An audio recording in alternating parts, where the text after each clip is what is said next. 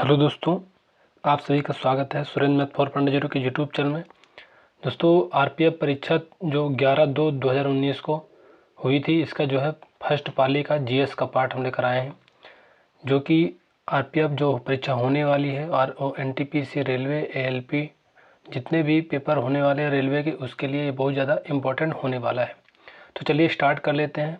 पहला क्वेश्चन है, राज्यसभा का पीठासीन अधिकारी कौन होता है? तो ये हो जाएगा उपराष्ट्रपति।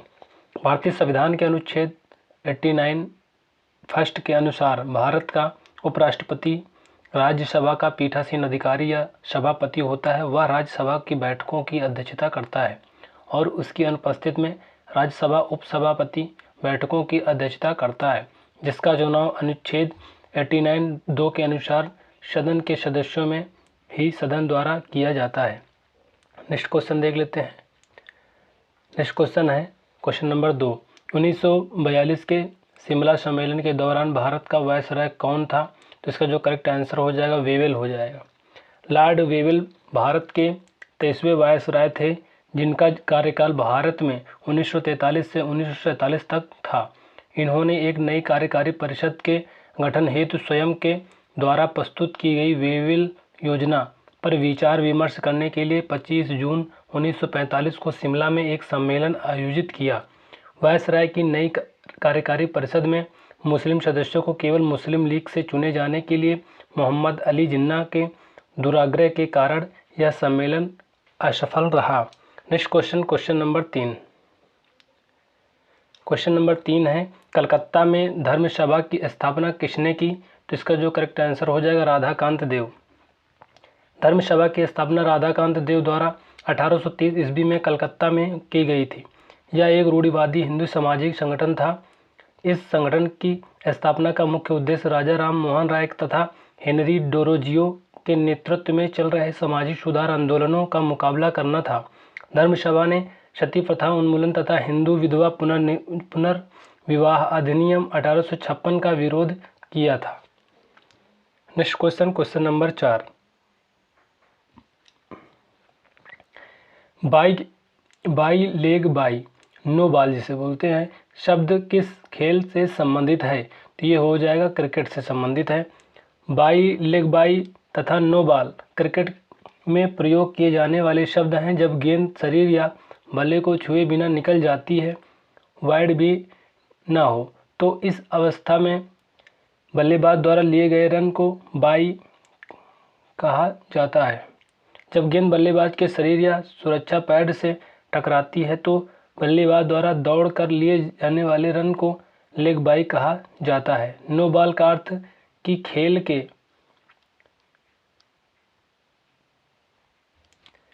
नियमों के अनुसार एक बॉलर जो है द्वारा गेंद को न फेंकना। इस प्रकार के बॉल को नहीं गिना जाता और बैटिंग कर रही टीम को एक अतिरिक्त रन प्रदान किया जाता है। Next question, question number 5। 1760 में किस फ्रांसीसी जनरल को अंग्रेज जनरल आयर कोट ने वांडीवास के युद्ध में हराया था? तो इसका जो करेक्ट आंसर हो जाएगा काम्टे डे लैली। वांडीवास का युद्ध 22 जनवरी 1760 में ब्रिटिश ईस्ट इंडिया कंपनी तथा फ्रेंच ईस्ट इंडिया के मध्य लड़ा गया युद्ध था, जिसमें फ्रेंच पराजित हुए। इस युद्ध में ब्रिटिश सेना का नेतृत्व सर आयर कोट द्वारा तथा फ्रेंच सेना का नेतृत्व काम्ट डी लैली द्वारा किया गया था। यह युद्ध तृतीय आंग्ल कर्नाटक युद्ध 1758 से 63 का हिस्सा था, जो स्वयं फ्रांस तथा ब्रिटेन के मध्य लड़े गए सप्तवर्षीय युद्ध 1756 से 63 का भाग था। वांडीवास तमिलनाडु में पुदुचेरी के समीप स्थित है। Next question, question number 6। Lead sugar किसे कहा जाता है? तो इसका जो करेक्ट आंसर हो जाएगा lead acetate. Lead acetate PbCH3COO2 का होल ट्वाइस, जिसे lead diacetate, plumbous acetate, lead sugar, Saturn का नमक या गोलार्ड के पाउडर के नाम से भी जाना जाता है, जो कि एक सफ़ेद क्रिस्टलीय रासायनिक यौगिक है। यह स्वाद में मीठा तथा प्रकृति में लेड के अन्य यौगिकों के समान विषैला होता है। इसका प्रयोग बाल रंगने वाले उत्पादों, सौंदर्य प्रसाधनों, स्टेनलेस स्टील की सफाई में तथा हाइड्रोजन सल्फाइड H2S की उपस्थिति का पता लगाने में किया जाता है। Lead acetate paper hydrogen sulphide के संपर्क में सफ़ेद से भूरा हो जाता है। Next question, question number 7। दोस्तों जो क्वेश्चन के साथ इम्पोर्टेंट जो फैक्ट हैं इनको आप ज़रूर नोट डाउन कर लीजिएगा, क्योंकि ये क्वेश्चन अगर पूछे गए हैं तो इससे रिलेटेड आपकी बार क्वेश्चन पूछने जाने की संभावना है, तो इसलिए इम्पोर्टेंट फैक्ट पे विशेष ध्यान दीजिए। हुगली नदी के तट पर कौन सा बंदरगाह स्थित है? तो ये हो जाएगा हल्दिया। हल्दिया बंदरगाह भारत के पश्चिम बंगाल राज्य के हल्दिया नगर में हल्दी नदी और हुगली नदी के संगम के समीप स्थित एक डाक परिसर यानी जहाज घाट है। बंगाल की खाड़ी के समीपता की वजह से इसे बंदरगाह कहा जाता है। यह श्यामा प्रसाद मुखर्जी पोर्ट कोलकाता को सहायक सेवाएं देने के लिए वर्ष 1967 में स्थापित किया गया था। कोयला, कंटेनर सहित पेट्रोलियम व अन्य वस्तुओं का आयात निर्यात इस बंदरगाह से किया जाता है। इसे पूर्वी भारत का प्रवेश द्वार भी कहा जाता है। नेक्स्ट क्वेश्चन, निम्न में से किसे भूरा कोयला भी कहा जाता है? तो इनमें से जो है भूरा कोयला लिग्नाइट को कहा जाता है। कोयला एक औषधि चट्टान के रूप में पाया जाने वाला काले या भूरे रंग का ज्वलनशील पदार्थ है, जिसका निर्माण पेड़ों तथा वनस्पतियों के अवशेषों के दीर्घकाल तक संपीड़न से होता है। कार्बन की मात्रा के आधार पर इन्हें 4 भागों में वर्गीकृत किया जाता है। जैसे कि पहला जो है उसे एंथ्रासाइड बोलते हैं। लगभग इसमें 86% से 98% कार्बन की मात्रा होती है। नेक्स्ट है बिटुमिनस, लगभग 35% से 86% कार्बन की मात्रा होती है। लिग्नाइट में लगभग 25% से 35% कार्बन की मात्रा होती है, जो कि प्रयोग किए जाने वाले कोयलों में सबसे कम कार्बन युक्त होता है। इसका रंग भूरा होने की वजह से इसे भूरा कोयला भी कहा जाता है। नेक्स्ट है और 4th नंबर है पीट कोयला। पीट जो है इसमें कार्बन की मात्रा लगभग 25% से कम होती है, जो कि सबसे योग्य नहीं होता। नेक्स्ट क्वेश्चन है क्वेश्चन नंबर 9। किस बायोम में उच्च पर्वतीय क्षेत्रों में गर्म से सर्द गर्म मौसम की छोटी अवधि के दौरान छोटे पौधे बहुत तेजी से बढ़ते हैं? तो इसका जो करेक्ट आंसर हो जाएगा टुंड्रा बायोम। टुंड्रा पृथ्वी पर सबसे ठंडा बायोम है। यह पर्वतीय दशाएं अत्यंत कठिन व जैव विविधता अत्यंत कम होती है। यह बायोम मुख्यतः उच्च अक्षांशीय क्षेत्रों जैसे आर्कटिक टुंड्रा तथा उच्च पर्वतीय क्षेत्रों एल्पाइन टुंड्रा में पाए जाते हैं। इन क्षेत्रों में वर्ष के लगभग 8 महीने बर्फ जमी रहती है, जबकि ग्रीष्म ऋतु में 3 से 4 महीनों में बर्फ पिघलने से छोटे पौधों को उगने का अवसर प्राप्त होता है।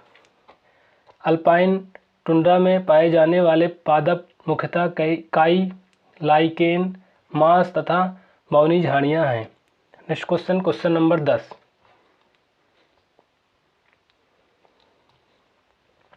किसी निश्चित समय में वायु में नमी की मात्रा निम्न में से क्या कहलाती है? तो इसका जो करेक्ट आंसर हो जाएगा आर्द्रता कहलाती है। किसी निश्चित समय में पर वायु में उपस्थित नमी की मात्रा को आर्द्रता कहते हैं। आर्द्रता को 3 प्रकार से मापा जाता है। पहला है निरपेक्ष आर्द्रता। इसे वायु के प्रति इकाई आयतन में मौजूद जलवाष्प की मात्रा के रूप में ग्राम प्रति मीटर में व्यक्त किया जाता है। और नेक्स्ट है विशिष्ट आर्द्रता। इसे वायु के प्रति इकाई भार में उपस्थित जलवाष्प की मात्रा द्वारा व्यक्त किया जाता है, ग्राम प्रति किलोग्राम है। सापेक्ष आर्द्रता, यह किसी विशिष्ट तापमान पर वायु में उपस्थित जलवाष्प की मात्रा तथा उस तापमान पर अधिकतम जलवाष्प धारिता का अनुपात होता है। इसे प्रतिशत के रूप में व्यक्त किया जाता है। नेक्स्ट क्वेश्चन, क्वेश्चन नंबर 11 है। रणजी ट्रॉफी निम्न में से किस खेल से संबंधित है? तो ये हो जाएगा क्रिकेट से। रणजी ट्रॉफी भारत की एक घरेलू क्रिकेट प्रतियोगिता है, जिसे क्षेत्रीय तथा राज्य क्रिकेट संघों का प्रतिनिधित्व करने वाली टीमों के बीच खेला जाता है। रणजी ट्रॉफी का पहला संस्करण 1934 से 1935 में आयोजित किया गया और तब से अब तक सर्वाधिक बार 41 बार इसे मुंबई द्वारा जीता गया है। वर्ष 2022 में इसका विजेता मध्य प्रदेश था। नेक्स्ट क्वेश्चन है, खालिस्तान ऐसा अम्ल होता है जिसमें ऑक्सीजन का एक परमाणु हाइड्रोजन के एक परमाणु से और कम से कम एक अन्य तत्व से जुड़ा होता है। तो इसका जो करेक्ट आंसर हो जाएगा ऑक्सी एसिड करेक्ट आंसर हो जाएगा। नेक्स्ट क्वेश्चन, जो इसका इम्पोर्टेंट फैक्ट है, ऑक्सी एसिड या टर्नरी एसिड ऐसा यौगिक अम्ल होता है जिसके अणु हाइड्रोजन, ऑक्सीजन तथा एक अन्य तत्व उपस्थित होता है। इस अणु में कम से कम एक हाइड्रोजन परमाणु ऑक्सीजन परमाणु से बांधा होता है, जो एसिड के H+ धनायन तथा ऋणायन का उत्पादन करने के लिए अलग होता है। उदाहरण सल्फ्यूरिक अम्ल H2SO4 तथा नाइट्रिक अम्ल HNO3। Next question, question number 13, निम्नलिखित में से जहांगीर के शासनकाल में एक प्रसिद्ध चित्रकार था। तो इसका जो करेक्ट आंसर हो जाएगा उस्ताद मंसूर हो जाएगा। उस्ताद मंसूर इसका करेक्ट आंसर हो जाएगा। भारत में मुगल चित्रकला हुमायूं के शासनकाल में विकसित हुई, जो कि जहांगीर के शासनकाल में अपने चरमोत्कर्ष पर पहुंच गई। जहांगीर ने आगरा में एक चित्रशाला की स्थापना की थी। उसके काल के प्रमुख चित्रकारों में फारूक बेग, दौलत, मनोहर, विशनदास, उस्ताद मंसूर एवं अबुल हसन आदि थे। जहांगीर के काल को चित्रकला का स्वर्णकाल कहा जाता है। मुगल कालीन चित्रकला युद्ध, पौराणिक कहानियों, वन्यजीव तथा प्राकृतिक जीवन, सम्राट तथा दरबार के दृश्य जैसे विषयों से संबंधित था। नेक्स्ट क्वेश्चन है क्वेश्चन नंबर 14, बैंकों द्वारा अपने पास रखी जाने वाली राशि कितनी होगी, इसका निर्धारण कौन करता है। तो इसका जो करेक्ट आंसर हो जाएगा RBI करता है। बैंकों द्वारा अपने पास रखी गई राशि की सीमा वैधानिक तरलता अनुपात SLR द्वारा निर्धारित होती है, जिसको RBI के मॉनेटरी मौद्रिक नीति समिति यानी MPC द्वारा समय समय पर अद्यतन किया जाता है। वैधानिक तरलता अनुपात बैंकों में कुल जमा एक एवं अन्य न्यूनतम प्रतिशत है, जिसे वाणिज्यिक बैंकों को अपने पास नकदी, सोना या अन्य प्रतिभूतियों के रूप में बनाए रखना पड़ता है। मौद्रिक नीति समिति द्वारा अन्य मौद्रिक नीतिगत दरों जैसे कि रेपो, स्थायी जमा सुविधा SDF, बैंक दर, नकद आरक्षी अनुपात CRR को भी निर्धारित किया जाता है। नेक्स्ट क्वेश्चन, क्वेश्चन नंबर 15, विश्व व्यापार संगठन की स्थापना कब हुई। तो इसका जो करेक्ट आंसर हो जाएगा 1995 में हुई थी। संगठन WTO की स्थापना 1 जनवरी 1995 में हुई, जिसका मुख्यालय स्विट्जरलैंड के जिनेवा में स्थित है। उरुग्वे दौर की वार्ता 1986 से 93 के परिणाम स्वरूप 1994 में मराकेश समझौता संपन्न हुआ, जिसके तहत WTO की स्थापना हुई। WTO का मुख्य जो विश्व व्यापार से संबंधित नियमों का निर्माण करता है तथा व्यापार संबंधित विवादों के समाधान हेतु राष्ट्र को मंच प्रदान करता है। वर्तमान में WTO के 164 देश सदस्य हैं। नेक्स्ट क्वेश्चन, क्वेश्चन नंबर 16, ग्रामीण इलाकों में रहने वाले व्यक्ति के लिए ग्राम में न्यूनतम कैलोरी है। तो इसका जो करेक्ट आंसर हो जाएगा 2400 कैलोरी।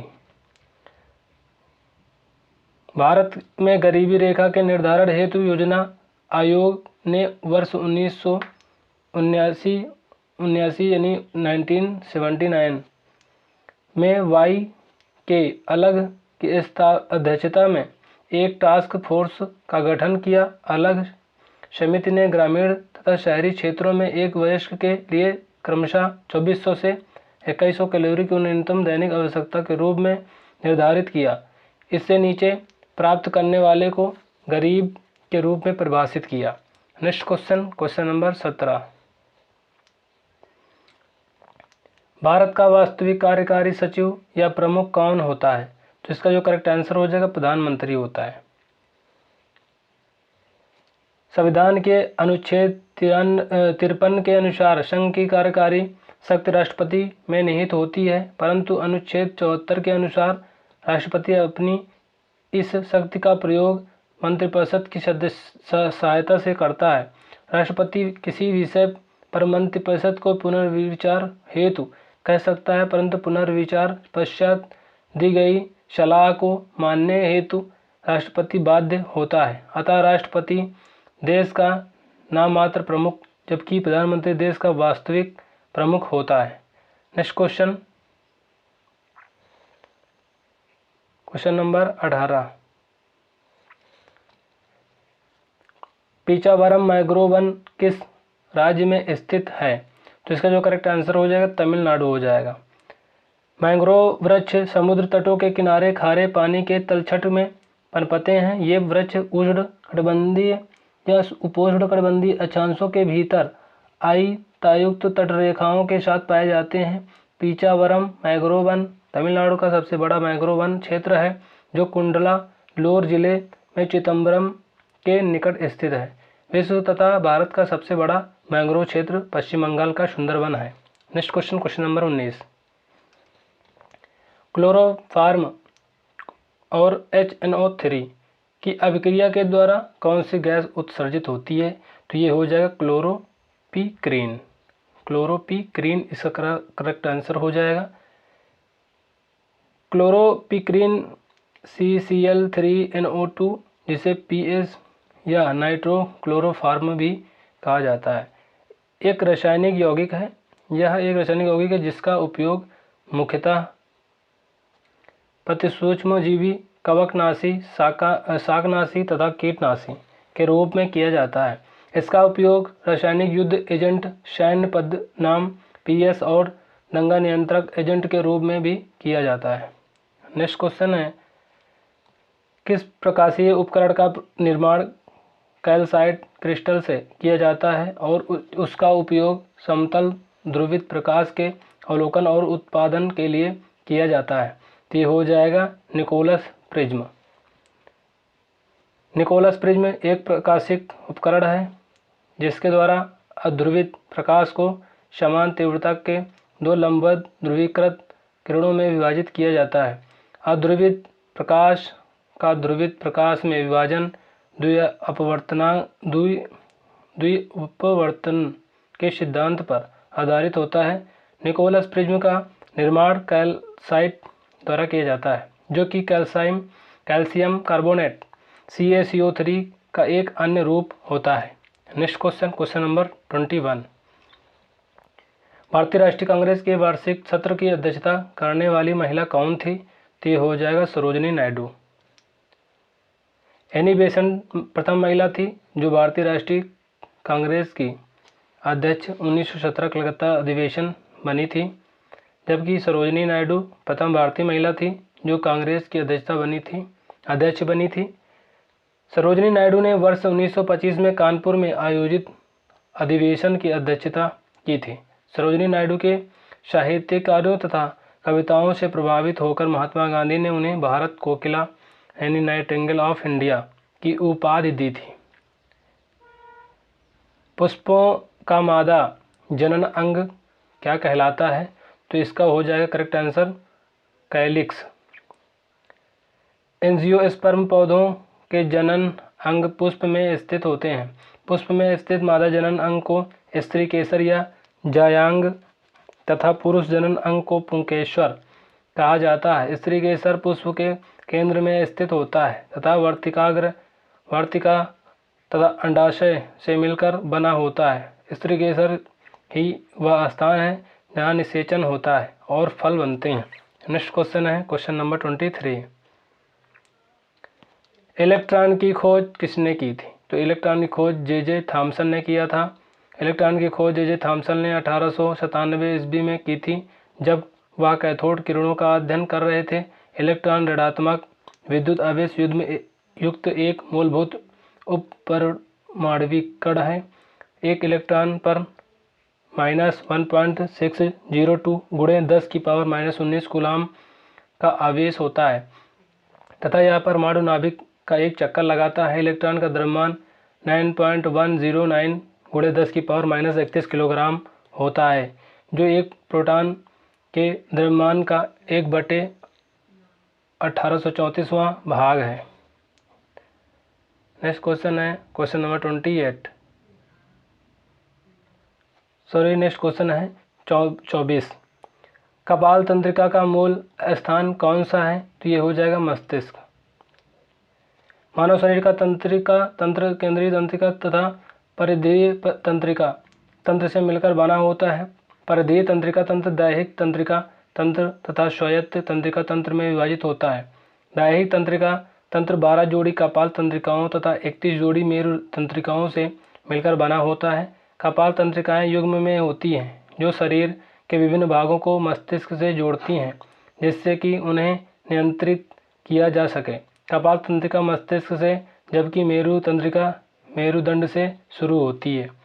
नेक्स्ट क्वेश्चन है 25। भारत की पहली पंचवर्षीय योजना की अवधि थी? तो ये हो जाएगा 1951 से 1956। भारत में आर्थिक नियोजन हेतु योजना आयोग का गठन 15 मार्च 1950 में किया गया। योजना आयोग द्वारा भारत की प्रथम पंचवर्षीय योजना को 1 अप्रैल 1951 से 31 मार्च 1956 तक लागू किया गया। प्रथम पंचवर्षीय योजना सोवियत रूस के हैरोल्ड डोमर मॉडल पर आधारित थी, जिसमें प्रथम जो प्राथमिक क्षेत्र के विकास को केंद्र में रखा गया। तत्कालीन योजना आयोग के अध्यक्ष जवाहरलाल नेहरू तथा उपाध्यक्ष गुलजारी लाल नंदा थे। वर्तमान में योजना आयोग के स्थान पर नीति आयोग कार्यरत है। प्रसिद्ध चंदेरी साड़ी मौलिक रूप से किस राज्य में बनाई जाती है? तो ये हो जाएगा मध्य प्रदेश में। चंदेरी साड़ी निर्माण की पारंपरिक तकनीकी है, जिसमें बारीक जरी के काम से सजी हुई सूती तथा रेशम की सुंदर व चमकदार साड़ियों का निर्माण किया जाता है। चंदेरी मध्य प्रदेश के अशोकनगर जिले में स्थित एक नगर है, जहां मूल रूप से साड़ियों का निर्माण किया जाता है। चंदेरी साड़ी को भौगोलिक संकेतक टैग जीआई टैग प्राप्त है। नीति आयोग की स्थापना कब की गई? तो ये हो जाएगा 1 जनवरी 2015। NITI Aayog national institution for transforming India की स्थापना 1 जनवरी 2015 को केंद्रीय मंत्रिमंडल के एक प्रस्ताव के माध्यम से किया गया। नीति आयोग ने योजना आयोग को प्रतिस्थापित किया था। नीति आयोग सरकार का एक सलाहकारी थिंक टैंक है, जो सहकारी संघवाद को बढ़ावा देने हेतु नीति निर्माण प्रक्रिया में राज्यों के योगदान को अधिक महत्व देता है। नीति आयोग का अध्यक्ष प्रधानमंत्री होता है। इसके अतिरिक्त एक उपाध्यक्ष व सीईओ का भी पद होता है। राज्यों की सहभागिता हेतु संचालन परिषद व क्षेत्रीय परिषद होता है।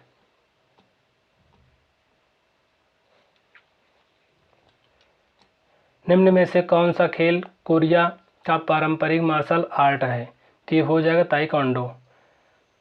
ताइक्वांडो एक पारंपरिक कोरियाई मार्शल आर्ट है, जिसमें विभिन्न किक के संयोजनों तथा पंच के माध्यम से प्रतिद्वंदी को हराया जाता है। वर्ष 1973 में सियोल, दक्षिण कोरिया में वर्ल्ड ताइक्वांडो फेडरेशन की स्थापना एक शासी निकाय के रूप में की गई और वर्ष 2000 के सिडनी ओलंपिक में ताइक्वांडो को एक आधिकारिक पदक खेल के रूप में मान्यता मिली। ताइक्वांडो खेल में पहने जाने वाली पारंपरिक पोशाक को डोबोक कहते हैं। ये बहुत इंपॉर्टेंट है, डोबोक कहते हैं। 29 नंबर क्वेश्चन देख लेते हैं। निम्न में से कौन सा खेल समूह में नहीं खेला जाता है? तो ये हो जाएगा भारोत्तोलन। ये समूह में नहीं खेला जाता है, बाकी सब समूह में खेले जाते हैं। क्रिकेट, फुटबॉल तथा बास्केटबॉल समूह में खेले जाने वाले खेल हैं, जबकि भारोत्तोलन एकल रूप से खेले जाने वाली प्रतिस्पर्धा है। ओलंपिक में भारोत्तोलन प्रतिस्पर्धा महिला तथा पुरुष वर्ग में शारीरिक भार वजन के अनुसार उपवर्गों में आयोजित की जाती है। भारोत्तोलन में एथलीट को वजन से लदे हुए लोहे की रॉड को अपने सर के ऊपर तक उठाना होता है। बारबेल को उठाने के लिए 2 विशिष्ट तकनीकी का प्रयोग किया जाता है, द स्नैच और the clean and jerk. Next question, question number 30।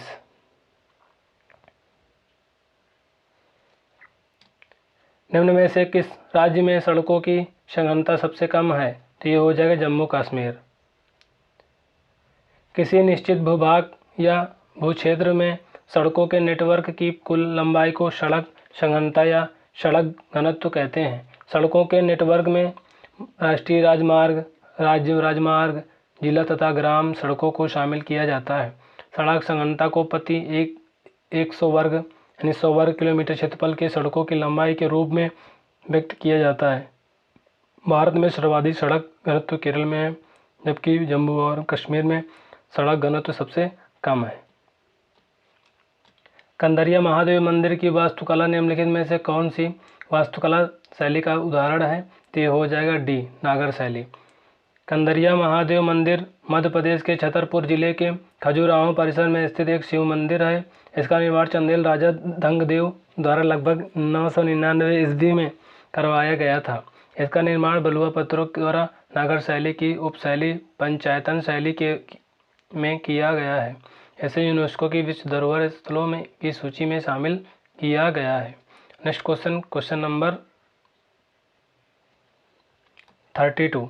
निम्न में से किस भारतीय राज्य में अगत्यमाला बायोस्फीयर रिजर्व यानी जैवमंडलीय संरक्षण स्थल स्थित है? तो ये हो जाएगा केरल में। अगत्यमाला जैवमंडल रिजर्व भारत के पश्चिमी घाट के दक्षिणी छोर पर स्थित है। इसका क्षेत्र केरल तथा तमिलनाडु के अंतर्गत आता है। इसकी स्थापना वर्ष 2001 में की गई थी तथा इन्हें यूनेस्को के मैन एंड बायोस्फीयर प्रोग्राम के तहत वर्ष 2016 में बायोस्फीयर रिजर्व के विश्व नेटवर्क में शामिल किया गया। नेक्स्ट क्वेश्चन, निम्न में से कौन सा गीत गोविंद मोहम्मद इकबाल ने लिखा? कौन सा गीत मोहम्मद इकबाल ने लिखा है? तो ये हो जाएगा सारे जहां से अच्छा। सारे जहां से अच्छा हिंदुस्तान हमारा, ये गीत को कवि मोहम्मद इकबाल ने लिखा था। यह गीत सर्वप्रथम साप्ताहिक पत्रिका इत्तेहार में 16 अगस्त 1904 को प्रकाशित हुई थी। यह गीत भारत में देशभक्ति का प्रतीक था, जिसे ब्रिटिश शासन के विरोध के लिए प्रायः गाया जाता था। इसे तराना ए हिंद भी कहा जाता है। तो ये इम्पोर्टेंट हो जाएगा। तराना ए हिंद किसे कहा जाता है? तो सारे जहां से अच्छा हिंदुस्तान हमारा। नेक्स्ट क्वेश्चन है 34। लोकसभा का पहला अध्यक्ष कौन था? तो ये हो जाएगा गणेश वासुदेव मौलांकर। भारत में प्रथम आम चुनाव 1951 से 52 के पश्चात 17 अप्रैल 1952 को पहली लोकसभा का गठन किया गया, जिसके प्रथम अध्यक्ष गणेश वासुदेव मौलांकर को चुना गया। इन्होंने 15 मई 1952 से 17 फरवरी 1956 तक लोकसभा स्पीकर अध्यक्ष का पद संभाला। लोकसभा अध्यक्ष तथा उपाध्यक्ष पद हेतु प्रावधान संविधान के अनुच्छेद 93 में किए गए हैं। वर्तमान में 17वीं लोकसभा के अध्यक्ष ओम बिरला तथा उपाध्यक्ष एम थम्बीदुरई हैं। नेक्स्ट क्वेश्चन, किस महासागरीय धारा का संबंध प्रशांत महासागर से है? तो ये हो जाएगा कैलिफोर्निया धारा। समुद्री जल के सतत पूर्वानुमानित निश्चित तथा क्षैतिज दिशा में गति को महासागरीय धारा कहते हैं। महासागरीय धारा प्रवाह को गुरुत्वाकर्षण, पवन तापांतर, कोरियालिस बल तथा जल घनत्व में अंतर से बल प्राप्त होता है। कैलिफोर्निया धारा उत्तरी प्रशांत महासागर में स्थित उत्तरी अमेरिका के पश्चिमी तट के समांतर बहने वाली एक ठंडी जलधारा है। प्रशांत महासागर की अन्य ठंडी जलधाराओं में कैलिफोर्निया, आयोसियो और हम्बोल्ट पेरू धारा शामिल हैं, जबकि गर्म जलधारा में क्यूरोसियो, अलास्का तथा पूर्वी ऑस्ट्रेलियाई धाराएं शामिल हैं। नेक्स्ट क्वेश्चन है क्वेश्चन नंबर 36। स्वायत्त जिलों के गठन और पुनर्गठन करने की शक्ति किसके पास है? तो हो जाएगा राज्यपाल के पास है। विक्टोरिया झील किस महाद्वीप में स्थित है? तो ये हो जाएगा अफ्रीका में स्थित है। विक्टोरिया झील अफ्रीका महाद्वीप की सबसे बड़ी झील है, जो कि युगांडा, केन्या और तंजानिया की सीमा पर स्थित है। सतह क्षेत्रफल के अनुसार यह विश्व की तीसरी सबसे बड़ी झील है तथा मीठे पानी की झीलों में यह सुपीरियर झील के बाद दूसरी सबसे बड़ी झील है। विक्टोरिया झील से सफ़ेद नील नदी उद्गमित होती है, जो उत्तर में बहते हुए नीली नदी से मिलकर सूडान में नील नदी का निर्माण करती है। नेक्स्ट क्वेश्चन है 38। पौधों में रंध्रों में खुलने और बंद होने की क्रिया किसके द्वारा संपन्न होती है? तो ये होती है सुरक्षा कोशिकाएं के द्वारा। रंध्र पत्तियों के बाह्य त्वचा पर उपस्थित होते हैं जो वाष्पोत्सर्जन तथा गैसों के विनिमय को नियमित करते हैं। प्रत्येक रंध्र में 2 सेम के आकार की कोशिकाएं होती हैं जिन्हें द्वार कोशिका या सुरक्षा कोशिका कहते हैं। द्वार कोशिकाओं में पराहरित होता है और ये कोशिकाएं रंध्र के खुलने तथा बंद होने को नियमित करती हैं। नेक्स्ट क्वेश्चन है 39। निम्न में से किस उच्च न्यायालय को अंडमान और निकोबार द्वीप समूहों में प्रादेशिक न्यायाधिकार है? तो ये हो जाएगा कलकत्ता उच्च न्यायालय। अंडमान और निकोबार द्वीप समूह संघीय क्षेत्र कलकत्ता उच्च न्यायालय के न्यायिक क्षेत्राधिकार के अंतर्गत आता है। कलकत्ता उच्च न्यायालय भारत का सबसे पुराना उच्च न्यायालय है। इसकी स्थापना 1 जुलाई 1862 में की गई थी। उच्च न्यायालय की सीट कोलकाता में स्थित है तथा इसके 2 सर्किट बेंच पोर्ट ब्लेयर तथा जलपाईगुड़ी में स्थित है। कोलकाता उच्च न्यायालय में स्वीकृत न्यायाधीशों की संख्या 72 है। Next question number 40। निम्न में से किस अनुच्छेद का संबंध वित्त आयोग से है? तो ये हो जाएगा अनुच्छेद 280। निम्न में से किस वर्ष भारत को विदेशी ऋणों से संबंधित संकट से जूझना पड़ा? तो ये हो जाएगा 1991। 1991 में भारत के समक्ष बैलेंस ऑफ पेमेंट BOP संकट खड़ा हो गया था क्योंकि देश के पास अपने विदेशी ऋण को चुकाने या 15 दिन के तेल आयात हेतु भी विदेशी मुद्रा का अभाव हो गया था। इस संकट के मुख्य कारण खाड़ी युद्ध पश्चात कच्चे तेल के मूल्य में अत्यधिक वृद्धि, देश में आयात का बढ़ना जिससे कि व्यापार घाटे का अधिक होना, मुद्रास्फीति में वृद्धि तथा राजनैतिक अस्थिरता थे। भारत को अंतर्राष्ट्रीय मुद्रा कोष से उधार लेने हेतु कई आर्थिक सुधारों, उदारीकरण, निजीकरण तथा वैश्वीकरण को अपनाना पड़ा था। Next question number 42। अंतर्राष्ट्रीय ओलंपिक समिति के चिकित्सा आयोग द्वारा निम्न में से क्या प्रतिबंधित है? तो ये हो जाएगा खेलने की क्षमता वृद्धि हेतु दवाओं का सेवन, डोपिंग। दवाओं के प्रयोग के माध्यम से खेलों में एथलेटिक प्रदर्शन को बेहतर बनाने को डोपिंग कहा जाता है। ओलंपिक खेलों में डोपिंग से संबंधित मामलों को देखने के लिए विश्व ओलंपिक समिति का चिकित्सा आयोग जिम्मेदार होता है। चिकित्सा आयोग विश्व डोपिंग रोधी एजेंसी के साथ मिलकर प्रतिबंधित पदार्थों तथा दवाओं की सूची तैयार करता है तथा सुनिश्चित करता है कि डोपिंग रोधी कानूनों का पालन हो तथा एथलीट को इन प्रतिबंधित दवाओं की पहले से जानकारी हो। Next question number 43। निम्न में से किसने शल्य चिकित्सा पर प्राचीन वैज्ञानिक पुस्तक लिखी? तो ये हो जाएगा सुश्रुत। सुश्रुत प्राचीन काल लगभग 600 ईस्वी पूर्व में एक शल्य चिकित्सक थे जिन्हें शल्य चिकित्सा का जनक माना जाता है। उनके द्वारा लिखित ग्रंथ सुश्रुत संहिता को आयुर्वेद चिकित्सा के मूलभूत ग्रंथों में से एक माना जाता है। इसमें शल्य चिकित्सा की तकनीकी संबंधी उपकरणों का प्रयोग तथा एनेस्थेटिक विधियों संवेदनहारी का विस्तृत विवरण दिया है। सुश्रुत ने राइनोप्लास्टी, नाक की सर्जरी, मोतियाबिंद सर्जरी तथा शरीर से बाहरी वस्तुओं को जैसी शल्य प्रक्रियाओं को सर्वप्रथम विकसित किया था। सुश्रुत ने अपनी पुस्तक में विभिन्न बीमारियों तथा औषधियों पौधों का भी वर्णन किया है। Next question number 44। निम्न में से कौन सी शुष्क भूमि कृषि फसल नहीं है? तो ये हो जाएगा धान। धान जल प्रधान फसल है जिसे उच्च वर्षा या सिंचित क्षेत्रों में उगाया जाता है। भारत में चावल एक खरीफ की फसल है जिसे उगाने के लिए औसतन 20 से 37 डिग्री सेंटीग्रेड तापमान तथा 100 सेंटीग्रेड से अधिक वर्षा की आवश्यकता होती है। Next question number 45। राष्ट्रपति के अध्यादेश जारी करने की शक्ति से संबंधित अनुच्छेद निम्न में से कौन सा है? तो ये हो जाएगा अनुच्छेद 123। अनुच्छेद 123 के अनुसार भारतीय संसद लोकसभा व राज्यसभा के दोनों सदनों के सत्र में नहीं होने और तत्काल कार्यवाही की आवश्यकता होने पर राष्ट्रपति तक एक अध्यादेश जारी कर सकता है। राष्ट्रपति द्वारा जारी किए गए अध्यादेश में संसद के अधिनियम के समान बल और प्रभाव होता है। संसद के पुनः समवेत होने पर 6 सप्ताह के भीतर अगर अध्यादेश संसद के सदनों द्वारा पुष्ट नहीं होता तो यह समाप्त हो जाता है। Next question number 46। न्यायिक पुनरावलोकन का सिद्धांत निम्न में से किस देश में विकसित हुआ? तो ये हो जाएगा संयुक्त राज्य अमेरिका।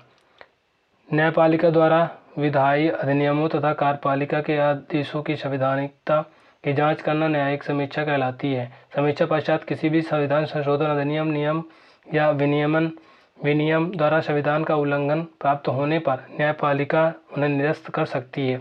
न्यायिक समीक्षा या पुनरावलोकन का सिद्धांत सर्वप्रथम 1803 ईस्वी में मारबरी बनाम मैडिसन मामले में संयुक्त राज्य अमेरिका के सुप्रीम कोर्ट द्वारा पेश किया जाता है। भारत में न्यायिक पुनरावलोकन का अधिकार केवल सर्वोच्च न्यायालय तथा उच्च न्यायालय को संविधान के अनुच्छेद क्रमशः 32 तथा 226 के तहत प्राप्त है। Next question number 47।